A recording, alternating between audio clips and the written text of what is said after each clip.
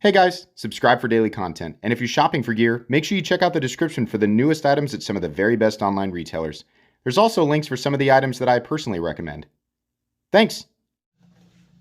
What's going on YouTube? Metal Complex here, and today I've got a short overview to share with you guys. This is a knife that I have reviewed before. This is just a different variant of it, sort of an upgraded version of this knife. This is the Paragon Warlock in titanium and S35VN, which you guys can see right there. Yeah, a US made knife. This knife is available right now. I will link it right down in the description. This expensive version and the original substantially less expensive version. They'll all be linked right down there. As per usual, when you use my links, it does support the channel, so I would greatly appreciate it, but that is entirely up to you. They're down there for your convenience. Thank you so much to at CP_EDC or Connor for sending this in for me to take a look at. This will go back to Connor after I'm done sharing it with you guys. Please make sure to follow me on Instagram at metal_complex and check out my Patreon. There's a link for Patreon right down below. Let's go ahead and we're gonna do some quick specs real quick, okay? Because if you want my full review of the Paragon Warlock, you can actually go back and check. Just type in Metal Complex Paragon Warlock. You can get my thoughts on this design. Overall length is coming in at, wow, about 9 1/4. It's bigger than I thought it was going to be. 9 1/4. Blade length coming in about 3.85 inches, and your cutting edge coming in at about 3.75 inches. We're just going to do a couple of size comparisons today. Let's go ahead and put it up against the Ontario Rat Model 1. And how about the Spyderco Para 3? There you go. This is a pretty big knife. How about one more? The Benchmade Bug Out. So there you go. Yeah, big knife. Pretty straightforward. It's also a thick knife. Give you guys a demonstration of thickness. I know you guys want me to talk about that, how it operates, and I will. It's pretty thick, and this guy's titanium, so it's also heavy. If you want to talk about carry profile here, yeah, it's a pretty tall, thick object. This is going to be an object that's going to take up some space and wear down your pants up against the PM2 and Para 3. You can see that there. Hardware on this guy. This is a weird one because you push in here and it opens up like a clamshell. So to get inside of it, you have to take these two screws off right here. And we can talk about how inexpensive and convenient my tools are and how they're always linked right down in the description in the section that talks about my tools. But I'll just tell you right now, those are going to be T8. I wouldn't take this apart, but gee, if you want to, that's what you're going to need to do it, right? Let's go ahead and weigh it real quick. Weights on the Paragon Warlock Titanium.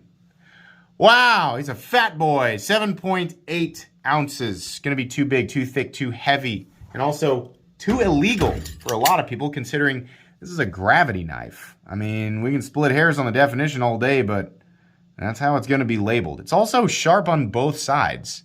So yeah, oh, and it's huge. I forgot to mention that. There's a lot of reasons that you might be restricted from carrying or in some places even owning this knife. So make sure you check your local laws before you pick something like this up. So how does this knife operate? You push in on the pivot on both sides. You sort of pinch it together. The knife opens up and the blade will swing into the closed position, and then you can release it for it to close. Once it's closed, right, it's not going to open up again until you push this and then swing it out. Is it fun to play with? Oh my God, it is ridiculously fun to play with. This is a dangerous object to play with and be whipping in and out, right? It's really fun to try and get that timing perfect because sometimes it will close and pinch on the flat of this blade. You can see right there the little areas where it's been pinching, and oh no, it rubs and it's gonna leave little marks, and that's gonna be the case, right? Titanium is quite a bit softer than steel. In some cases, those marks might rub off, but those marks are probably just going to be kind of a permanent part of this knife. It's just the nature of the beast. The important part of the blade, which is the edge, does not come in contact with anything that's going to nick it, right? It does not. It looks like maybe the edge is like bouncing into the frame, or off the frame there. No, it's not what's happening. It's just getting caught on right there. It's getting caught, right? Even down here, that's where it's getting caught. So that's just what that's what it does, right? It's not that big of a deal.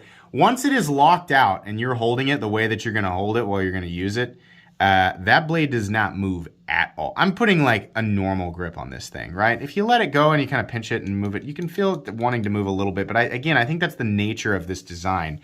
Once you have a hold of it like this, that blade does not move at all. You can kind of like feel the back end of the shifting a little bit, which is always something that's bothered me about the Paragon Warlock. I kind of want those to be a little bit more solid, but then again, the way that it operates, I kind of understand why it needs to be like that. If it were tighter, perhaps the blade would have a harder time swinging in and out, right?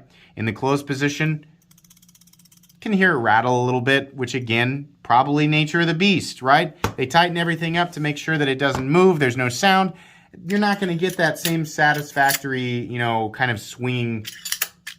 You're not going to get that. That's really fun, hearing the whoosh, whoosh, you know, it's kind of cool. Is it necessary? Does this give you a tactical advantage, right? On your way to the grocery store, when you walk through the alley and you get attacked by all those ninjas and bears and helicopters and stuff, does this give you a tactical advantage, right? No! It's just, I mean, here, rat. Easy, right? Particle PM2. Yeah. That's kind of an imaginary, silly goofball world that some people live in. I don't know. It's just, we're bored, right? If you're a knife enthusiast, you probably tripped into this territory out of some element of boredom, and this fills a void, right? So it is fun to sit around and think, you know, if I was in this scenario, I sure would be prepared with my Paragon Warlock, right? All right. I'm sure that there are some people out there who, you know, get into situations where, I mean, I would say, you know, reducing it, you know, it's just like it's, you know, maybe they're just happy they had something on them, right? But if you don't know about my channel is dedicated to covering objects that are interesting and the information behind them, how they're made, what they're made out of, value, right?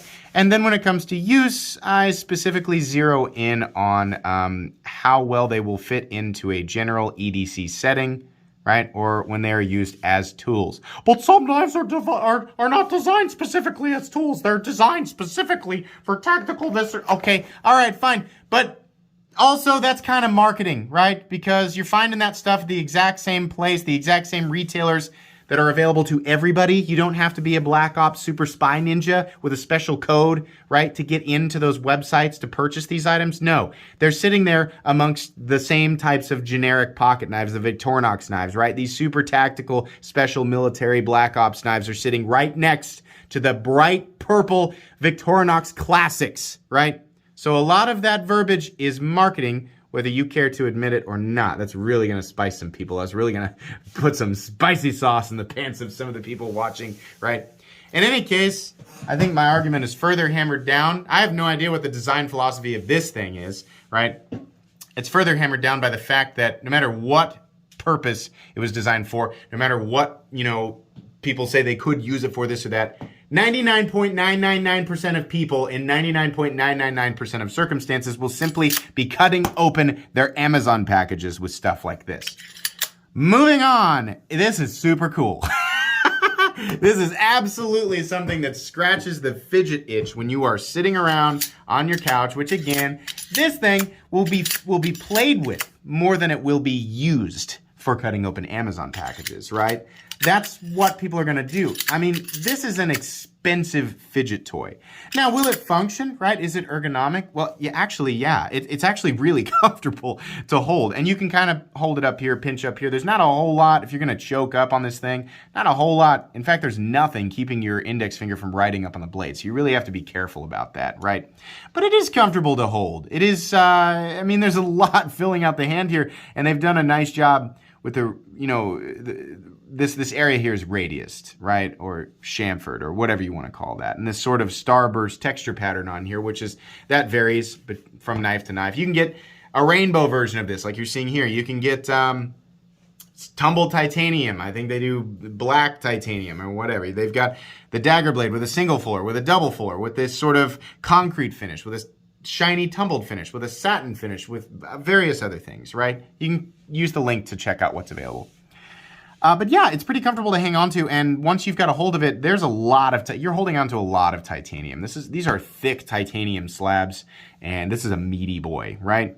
The blade is a dagger ground blade, and it's pretty good. This area in here, this flat, is done really well. When you come out to the tip here, there's some disappointing grind lines. That's something that I always check on dagger ground blades is, does that line come out to the tip? I mean, yes, but it also gets a little wonky out there. these really need to be perfect, right? Especially at this price. Is it sharp? I mean, it's sharp enough. This is ridiculously thick out here. The blade stock itself really isn't that thick, but this is super. I mean, that's the case with most dagger ground knives. This is not going to be a laser beam, right? Can you get into your Amazon packages with it? Yeah, you'll be fine. But that's not really why people are buying this, right? You're not really looking at this going, oh, this is obviously a precision, cutting tool that's, the idea here is to make incredibly short work of any material it comes in contact with. No, this is meant to appeal to people, who enjoy the aesthetic, and especially the people who enjoy the idea of a unique, and I mean that completely unique, operational mechanism, to add some unnecessary syllables to that, because it makes me sound smart and cool. But yeah, no, it is cool. They do accomplish that. I will stand by what I originally said about the Paragon Warlock, is that it's mainly kind of it is a functional novelty. Can you take this thing out and use it? Will it stand the test of time? The one that I reviewed was in aluminum, and it had been carried and used, apparently for years, by, I think it was Red Wolf EDC, right here on YouTube, who loaned me that. He's like, yeah, I carry and use this thing all the time. It had a little bit of play in the handle scales, and I originally had said, I don't know if that's just wear over time or if that's how they come. It wasn't a whole lot different from this one, so I think that's just the nature of it. Again, when you squeeze this thing, it's solid. That blade does not move at all. That thing is, and that's when it counts, is when you're holding on to it, right? There's no way to disengage this unless you depress on it. So basically, don't squeeze up here. That's not comfortable, but it's here or here, right? Pushing on one side doesn't do anything. You have to push on both sides at the same time, right? So yeah, is this gonna stand up to daily use? Sure. Is it gonna stand up to daily abuse? Don't abuse your knives, right? Don't throw them. Don't hit them with sledgehammers to test their durability. It'll stand up to reasonable knife stuff, and it is fairly convenient to get the thing out. Once you get the timing down, this is an adaptation process. This is the case with anything else. Once you get the timing down, yeah, pulling this thing out of your pocket, which, by the way, I love the pocket clip. The 3D milled titanium pocket clip just goes perfectly with this thing. Pretty easy in and out of the pocket, too, right? Gravity, considering this is a tip-up carry knife, so when you pull it from your pocket, it's probably going to be at an angle, which means when you push that button, it's automatically going to swing out into the open position, unless you are upside down, in which case I have to ask, what are you doing and why are you carrying a pocket knife? But maybe you find yourself in that situation, in which case you will need to turn the knife the other way so that gravity can do its work. Anyways. Biggest issue with this knife, it's $700. What? $700? What is the regular version of this knife? $250, $300? Something in there. The S30V in aluminum version, which essentially accomplishes the exact same thing. It's just in aluminum. That makes way more sense to me. These are made in the United States, right? No matter what, like if you're buying this knife thinking that this knife serves a specific purpose in terms of like tactical speed or tactical advantage, no, that's fantasy nonsense. You're kidding yourself. If you're looking at this knife, you're looking at it because you think it looks cool and you think it looks fun. And I'm here to tell you that it is. It is cool and it is fun and it's okay to buy stuff for that reason, right? Most of my purchases, if you've seen my collection, most of my purchases were pretty much the exact same thing. I do enjoy a good utilitarian, straightforward, just like minimalist cutting tool. But what a boring world if that's all that there was out there, right? Just a world full of steak knives in different sizes. Wow, neat. Now, I'm glad that the Paragon Warlock exists. I think it's ridiculous. I don't think anybody needs it. It's not a knife that I can openly recommend, especially the titanium one at $700. What? Why? For titanium and S35VN? Let's talk about S35VN for a second. I had somebody, when I unboxed this, I had somebody say, S35VN's not a super steel anymore. You know what's wrong with that statement? Not a super steel anymore. It's not like the S35VN's composition changes after a certain amount of time or any steel. The composition is the composition. But S45VN exists now, and SPY 27 with a similar composition to S45VN. S35VN, S30V, CPM SPY 27, and S45VN are all incrementally different from each other. S45VN is simply the new flavor. It has superior corrosion resistance, not in a way that's going to be meaningful for the vast majority of people, and all of the other elements are essentially the same. S35VN, if you want to label super steels, which I'm kind of starting to hate that term, it's really just a term that is applied to whatever is currently popular, right? Or it's applied to whatever steels have the highest edge retention, because people seem to only define, the most valuable of steels or the most performance-oriented of steels with edge retention. Composition is a multi-directional teeter-totter, right? So if edge retention is massively up high, oftentimes the case is it will lack in toughness and be super difficult to sharpen. If it is tough and it has super duper edge retention, it's likely not stainless, which means that's going to be a problem for some people. There is no perfect composition, right? S35VN did not magically become inferior to the other steels that are the other compositions surrounding it. It just has its own teeter-totter, and newer steels have a different type of teeter-totter that's slightly different, right, in the same competition zone as S35VN. Do we see knives less than $100 in S35VN now? Sure. We also see CPM 20CV at a lower price point sometimes, right? Kershaw has done, I think, at least a couple of knives at or below $100 in CPM 20CV. But for some reason, even people like me, I contradict myself too. We're like, oh, well, if it's in 20CV/M390/204P, sure, charge me $1,000 for it, and I'll just accept it.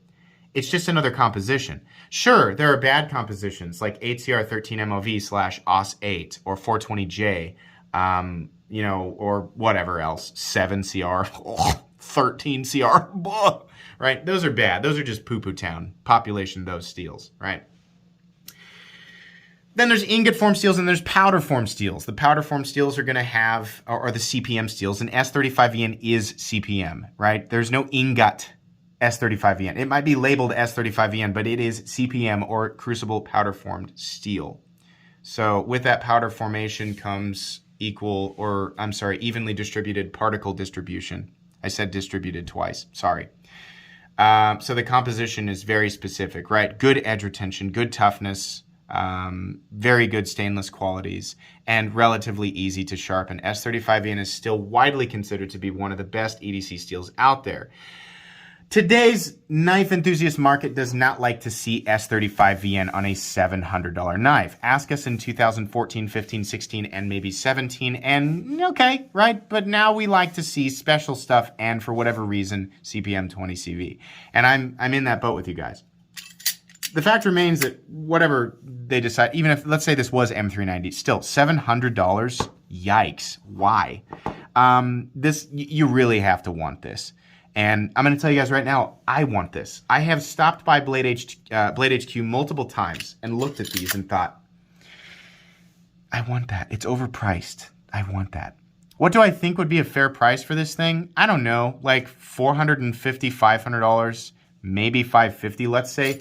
They can make an argument like, hey, it's kind of complicated to produce this, this clamshell sort of opening thing, right? There's more complicated machine work that's involved with getting the tolerances correct. Okay, $550, right? $700, why? I respect the American-made thing, for sure.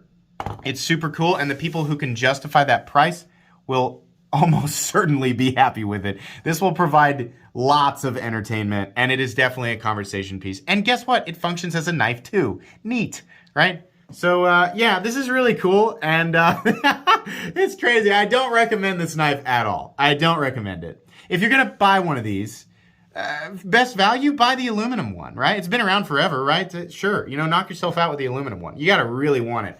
Really want the titanium one, right? It is going to go ahead and go on my favorite knives of all time playlist, which is separate from my recommended knives playlist for exactly this reason. Sometimes some of my most favorite knives are not knives that I recommend to people because they're kind of ridiculous and or unavailable or super expensive. There's a lot of elements there, but this was fun. This was one of the more fun. I like reviewing stuff like this. I like talking about stuff like this because it's just wacky. It's fun every time. I love the sounds that it makes. Thank you again to Connor or at CP_EDC for sending this in and bringing me a ton of joy. I hope you guys had fun with this. This will be headed back your way when I'm done. Like I said, links below for this guy and the less expensive ones.